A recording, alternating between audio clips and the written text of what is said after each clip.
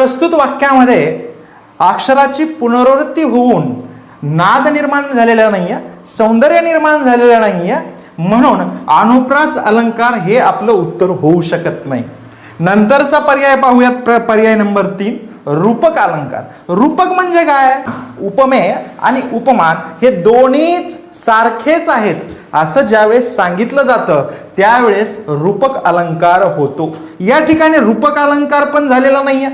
यमक कशाला म्हणतात? तर यमक म्हणजे एक उदाहरण आहे, चंद्र तेते चंद्रिका, शंभू तेते अंबिका, संत तेते विवेका, असणे की जय. एक नाद तयार झालाय. अक्षर एका ठराविक ठिकाणी मध्य वाक्याच्या मध्ये किंवा एखाद्या वाक्याच्या शेवटी जर सारखेच अक्षर येत असतील आणि एक विशेष सौंदर्य भाषेला प्राप्त होत असेल तर त्याला यमक म्हटलं जातं. शेवटी अक्षर सारखे आलेले नाहीत, मध्य अक्षर सारखे आलेले नाहीयेत आणि ठराविक ठिकाणी पण आलेले नाहीयेत आणि म्हणून त्या ठिकाणी आपलं उत्तर यमक हे होत नाही. पहिला पर्याय पाहूया, श्लेष अलंकार. श्लेष अलंकार म्हणजे काय? एका वाक्यामध्ये दोन अर्थ निघतात.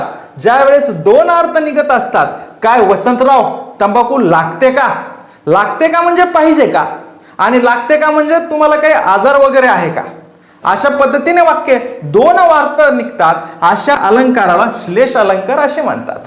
प्रस्तुत वाक्यामध्ये हे मेघा तू सर्वांना जीवन देतोस. जीवन देतोस म्हणजे तू जीवन जी लाईफ आहे ती देतोस आणि जीवन देतोस. हे मेघा तू सर्वांना जीवन देतोस म्हणजे सर्वांना पाणी देतोस असाही याचा अर्थ आहे. दोन अर्थ होतात म्हणून यांना श्लेष अलंकार असे म्हणतात. आपल्या प्रश्नाचं उत्तर श्लेष अलंकार पर्याय नंबर 1 आहे.